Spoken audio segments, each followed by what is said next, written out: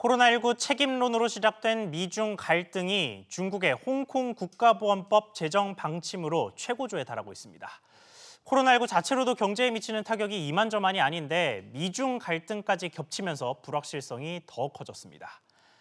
우리나라 역시 미중과 여러 이해관계로 얽힌 가운데 딜레마에 빠진 모습입니다. 미국과 중국은 서서히 우리나라에도 양자태기를 요구하고 있는데 어느 한쪽도 섣불리 선택하기 어려운 건 분명합니다. 오늘은 전문가와 함께 미중 갈등 상황을 짚어보고 우리의 선택지는 뭘지 생각해 보겠습니다. 양준석 가톨릭대학교 경제학과 교수 나왔습니다. 교수님 안녕하십니까? 안녕하세요. 네, 우선 미국에서 이 화웨이를 제재한 다음에도 또 다른 제재 소식이 있습니다. 33곳의 기업과 기관에 제재를 했다라고 하는데 이번에는 명분이 뭔가요? 저 비슷한 명분입니다. 기술 안보를 가장 중요하게 두고 있고 그 뒤에 또 직접적인 이유는 기술 안보지만은 그 뒤에는 또 지금과 같이 이제 중국에서 그 홍콩의 이런 인권 문제나 그 위구르족의 인권 문제나 그런 게 오랫동안 계속 그냥 묻혀 있고 있긴 했거든요. 예. 그런데 이번에 이런 빌미에서 어떤 면에서는 일부 진짜 그냥 미국 의회에서 인권을 중요시 하는 그 의원들은 이번에 홍콩 때문에 다시 이것을 강조하기 시작했는데 어떤 면에서 또 트럼프 대통령의 재선 전략하고 맞먹은 거죠. 예. 이번 재선 전략으로 중국을 계속 강하게 때려야 되겠다는 건데 인권 문제를 가지고 이제 같이 때리는 그런 방면으로 이제 나가는 거죠. 이해관계가 맞아서 이해관계가 맞아들었다고 됐다라고 봐야 되겠죠. 그런데 트럼프 행정부에 지금 인권 관련해서 압박 넣는 걸 본다면은 그러면은 아주 강하게 때렸다가 그 무역 협정 1차 무역 협정을 맺은 다음에는 조용히 해뒀다가 네. 그다음에 지금 다시 강해졌다가 그러니까 어떤 좀 지속적으로 일관성 있게 때리는 게 아니라 그냥 필요할 때 그 써서 때리고 필요하지 않을 때는 좀 조용히 있고 좀 그런 식으로 지금 접근하는 것 같습니다. 최소한도 트럼프 행정부 쪽에서는요. 그렇군요. 자, 그렇게 미국이 이제 그 홍콩의 국가보안법 문제, 홍콩보안법 관련해서 좀 이렇게까지 예민하게 반응하고 있는 상황인데 일단 중국은 이 법을 이번 주에 통과시킬 것으로 보입니다. 그런 식으로 신호를 계속해서 내고 있는데 실제로 중국에서 이 법안 통과가 이루어질 거라고 보십니까? 아니면 카드용이라고 봐야 할까요? 실제로는 통과될 가능성이 크다고 개인적으로는 봅니다. 예. 그 이유가 뭐냐면은 지난번에 그 홍콩에서 송환법을 통과시키려고 했는데 송환법은 홍콩에서 통과시켜야 되거든요. 예. 그런데 홍콩에서 하도 반대가 많았으니까 통과를 못 시켰죠. 그런데 이번에 보안법은 중국에서 통과시키면 되거든요. 중국 본토에서. 예. 그런데 본토에서는 그 홍콩을 반대하고 그리고 중앙 정부를 지지하는 그런 사람들이 굉장히 많습니다. 그래가지고선 최소한도 중국 본토 내에서는 이렇게 반대 시위 같은 거는 없을 거예요. 그렇기 때문에 통과시키기가 상당히 쉽고 예. 그다음에 홍콩에서 계속 문제가 나오고 있는데 이것을 어떻게 자기네들도 어떤 제재할 수 있는 어떤 방법이 있어야지만 자기네들도 카드 하나 생긴다. 그런 면이 좀 있는 것 같고 그다음에 그 송환법에 나왔을 때 홍콩 홍콩 사람들의 그 불만을 본다면은 꼭 송환법만은 아니었거든요. 빈부격차 심한 것도 좀 문제를 새겼고 그다음에 중국 본토 사람들이 와가지고서 뭐 좋은 사업들, 좋은 부동산 다 사간다. 그런 불만도 있었기 때문에 그렇기 때문에 멈출 가능성은 없었습니다. 송환법이 취소됐다고 해가지고서 철회됐다고 해가지고선 이런 데모가 멈출 가능성은 별로 없었는데 그 코로나 독감 때문에 그냥 멈춰진 거죠. 그런데 코로나 독감이 이제 다시 해결되면서 네. 다시 그런 데모가 심해질 가능성이 어차피 있었으니까 그냥 보안법을 통과시켜 가지고선 최소한도 제압할 수 있는 하나의 카드를 만들고 그다음에 그 카드를 만든 다음에는 쓰든지 안 쓰든지는 또다시 홍콩 정부하고 중국 정부하고 결정하면 되니까요. 그러니까 일단 카드 하나를 더 마련하는 셈에서 통과된다고 봅니다. 그렇군요. 자, 그래서 지금 예상하신 대로 실제로 이 법안이 통과가 된다면 이게 미중 간 갈등 폭발의 단초가 될 것 같다는 우려가 실제로 좀 드는데 그래서 그런지 중국 내에서 미국을 향해 좀 유화적인 제스처 같은 것도 몇 가지 나왔습니다. 일단 리커창 총리가 미중 1단계 무역 합의를 충실히 잘 이행하겠다 이런 식의 이야기를 했고 왕이 외교부장도 미중 신냉전을 경계해야 한다 뭐 이런 식으로 미국을 좀 달래는 듯한 식의 발언들을 좀 했어요. 그러면 이 발언을 트럼프 대통령이 받아서 극적으로 양측이 화해할 가능성이 있다고 보십니까? 있긴 한데 이거는 재선에서 플러스 마이너스를 계산하고 받을 것 같습니다. 예. 아까 얘기했지만은 의회에서 진짜 그 의회 의원들 몇 분들은 진짜 진심으로 홍콩의 보안법을 반대하거든요. 그래서 그런 분들이 일단 있지만은 트럼프 행정부는 이걸 오히려 전략적으로 계속 사용하는 것 같기 때문에 미국 트럼프 행정부에서 예를 들어서 뭐 무역 협정을 잘 지키겠다, 그리고 계약을 몇 개 좀 가속화시키면은 그러면 최소한도 행정부의 압력은 많이 떨어지지 않을까, 이런 계산을 하고 있는 것 같은데 네. 트럼프 행정부 입장에서는 일단 가장 중요한 것은 재선이거든요. 그런데 지금 재선에서 무역 협정을 이행시켜 가지고선 농산품 많이 팔고 수출품 많이 파는 게 더 재선에 유리하냐, 예. 아니면은 계속 중국을 때려 가지고선 그 트럼프의 반중국파 그 지지층을 강력하게 뭉치게 하는 게 더 유리하냐, 그건 아직 판정을 안 한 것 같습니다. 예. 그래가지고선 그걸 좀 트럼프 행정부가 자기네들 지지도의 눈치를 보면서 좀 강경하게 나갈까 완만하게 나갈까를 결정할 것 같아요. 그렇군요. 자, 경제 이야기로 조금 더 들어가 보겠습니다. 어쨌든 현재로서는 미중 간 갈등이 이어지고 있는 중이고 여기에 일단 대선까지 불확실성이 계속될 수 있을 거라는 걸 감안한다면 어쨌든 이번 미중 갈등으로 인한 경제적인 충격이 이만저만이 아닌데 관련해서 이 미국 내 대표적인 비관론자 경제학자가 한 명 있습니다. 누리엘 루비니 뉴욕대 교수가 관련해서 이야기를 좀 했죠. 예, 루비디 교수님은 이번에 그 코비드 때문에 글로벌 가치 사슬이 완전히 그냥 국내적으로 들어올 거다. 그래가지고선 글로벌화가 상당히 많이 제한될 거다. 그런 그 말씀을 계속 하시고 계십니다. 예. 그런데 저는 개인적으로는 뭐 루비니 교수님하고 좀 너무 반대하고 싶지 않지만 그래도 조금 견해가 조금 다른데 예.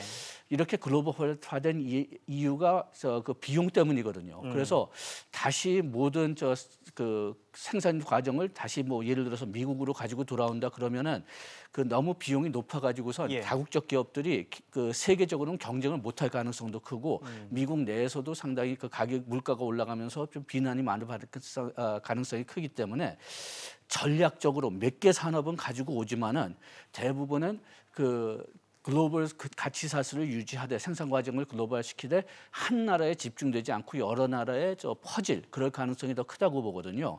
그런데 어떤 산업이 전략적으로 미국으로 가지고 올 거냐?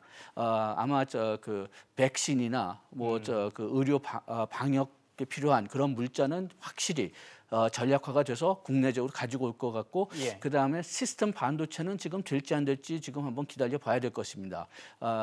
메모리 반도체는 지금 당장은 안 할 것 같아요. 예. 왜냐하면 미국 내에서도 이걸 하고 싶은 사업들이 별로 없기 때문에. 그렇지만은 제조절이 이전 날 것 같지만은 그렇지만은 모든 산업들을 다 국내화 시킨다는 것은 이미 불가능하다고 개인적으로는 생각합니다.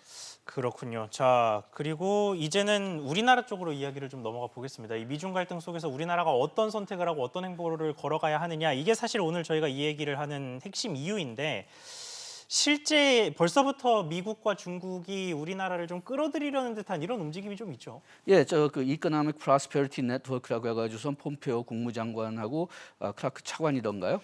그분이 이제 우리나라를 좀 가입하라고 그렇게 얘기하는데 문제가 뭐냐? 이 이코노믹 프로스페리티 네트워크가 뭔지 확실히 아는 사람이 없더라고요. 네. 지금 이게 FTA가 될 거냐, 아니면 안보 네트워크가 될 거냐, 아니면은 뭐 공급망을 어떻게 그냥 통일시키는 그런 역할이 될 건가? 거기에 대한 그 구체적인 언급은 없어요. 4월 29일에 폼페오 국무장관이 처음으로 그냥 이 이코노믹 프로스페리티 네트워크를 얘기했는데, 그리고 한국 보고 가입하라고 했는데 뭐 물밑으로는 어떤 얘기가 갈지 모르겠지만 최소한도 밝혀진 내용을 봐서는 이게 경제 네트워크가 될지 보안 네트워크가 될지 아는 사람이 없는 것 같습니다. 그런데 만약 경제 네트워크가 된다면은 한 가지 우리가 조금 좀 조심을 해야 될 게, 오바마 행정부 때 이렇게 그냥 좀 그 경제 블록을 만들려고 했던 게 TPP거든요. 예. 그런데 트럼프 대통령이 이 TPP를 철회시켰어요. 그렇기 때문에 이번에 그 이 이코노믹 그 프로스페리티 네트워크가 도대체 어떤 형태를 취할지, 그리고 이게 트럼프 대통령의 지속적인 지지를 받을지, 이것은 좀 구체적인 사실이 나올 때까지 좀 일단은 좀 기다려봐야 될 것 같습니다. 그렇군요. 자, 그래서 우리 정부는 지금 이 두 강대국들 사이에선 상황을 좀 타개하기 위해서 뭐 범정부 차원의 장관급 협의체를 구성할 거다, 뭐 이런 식의 이야기가 좀 흘러나오고 있는데, 사실 장관들이 모인다고 묘안이 나올지 좀 의문이기도 한데요. 현재 상황이 좀 어떻게 된다고 보십니까? 지금 트럼프 대통령 아까 얘기했지만 재선을 위해서 지금 상당히 많이 중국을 때리고 있는 걸로 보는데 미국 예. 내에서도 보면은 국방 측은 진짜 그 패권 주의를 패권 우위를 지키기 위해서 강력한 조치를 원하고 있는 건 사실입니다. 예. 그런데 경제계, 산업계, 금융계는 이것을 원하는지가 아직 불확실해요. 그래서 어느 측이 이길지는 지금 아직도 그쪽에서 확실히 모르는 상태고 또 여기에 트럼프 대통령의 개인적인 생각이나 재선이 또 얽혀 있기 때문에 상당히 불투명한 상태입니다. 예. 그래가지고선 제가 좀 권장하고 싶은 것은 재선까지 좀 적당히 그냥 양다리 좀 치면서 좀 기다려보는 게 가장 좋은 전략이라고 생각하지만은 뭐 트럼프 대통령도 그거는 알고 있단 말이에요. 예. 그래가지고선 재선 전에 대선 전에 뭔가를 재선 하려고 전에 하겠죠. 그냥 뭔가를 구체적으로 요구할 건데 예. 거기에 따라서 우리가 적당히 일단은 좀 주고 그렇지만은 아주 확정한 그런 답은 11월 후에까지 미는 게 좀 좋지 않을까 좀 그런 생각이 드네요. 민주당이 만약 정권으로 들어온다면은 그러면은 일부 반중국 추세는 계속 지속될 것입니다. 왜냐하면은 민주당이 원래서부터 좀 경제 면에서는 반중국이었으니까 그렇지만은 지금 이렇게 냉정까지 가지고 민다고 보지는 않습니다. 그렇기 때문에 만약 바이든 후보가 지금 대통령이 된다면은 중국을 대하는 방법이 또 바뀔 것 같아요. 예. 그러면은 우리가 또 괜히 그냥 너무 미국 측에 따라갔다가 그러다가 중국에 중국의, 미움받아 가지고서 나중에 또 꼬일 수가 있으니까 지금 일단은 최소한 미국 원하는 것만 해주면서 11월까지 기다리는 게 가장 좋은 전략이 아닌가 생각합니다. 그렇군요. 자, 그리고 정부 외에 아마 미중 갈등을 가장 주목하고 있을 곳이 삼성일 겁니다. 이게 뭐 말은 우리나라라고 하지만 결국은 삼성전자나 SK하이닉스 같은 주력 반도체 업체들이 미중의 관심을 동시에 받게 될 텐데 자, 삼성전자가 이런 가운데 평택의 파운드리 공장을 증설하겠다는 계획을 내놨습니다. 이런 삼성의 행보는 좀 어떻게 보고 계십니까? 뭐 삼성은 지금 여러 가지로 지금 가능성을 대비하고 있는 것 같아요. 평택에 파운드리를 생기면은 나중에 뭐 중국에서 후퇴하든지 미국에서 후퇴하든지 일단 파운드리는 우리나라에 있으니까 거기서 이제 활용할 수가 있고, 네. 그다음에 지금 현재 보면은 중국의 시안시에 큰 공장을 하나 세웠고 그다음에 미국의 텍사스 오스틴에 큰 공장을 세웠으니까 예. 역시 양다리를 지금 걸고 있는 거고 아까 얘기했지만은 지금 삼성이 아직까지는 제일 강한 게 메모리 반도체지만은 아직 미국 업체들이 이 메모리 반도체 사업에 그렇게 들어오고 싶은 움직임이 보이지 않아요. 왜냐하면 부가가치가 너무 낮기 때문에. 그래가지고선 일단은 그렇게 삼성은 잘 양다리 전략을 가고 있다고 보는데 문제는 하이닉스죠. 네. 하이닉스는 지금 중국에는 공장이 있지만은 미국의 공장은 2008년에 철회시켰으니까요. 예. 그리고 중국 매출 비중도 꽤 높더라고요. 그렇죠. 그래가지고선 지금 만약 파웨이의 공급이 끊긴다면은 삼성보다는 하이닉스가 훨씬 더 크게 타격을 받을 걸로 예상되는데 그렇지만은 아직까지는 뭐 미국에서도 이런 메모리 반도체를 생산할 수 있는 여력이 아직 부족하고 그리고 메모리 반도체는 아까 얘기했지만 미국 기업들이 별로 들어가기 싫은 분야이기 때문에 아직까지 아주 큰 압박은 없을 것 같습니다.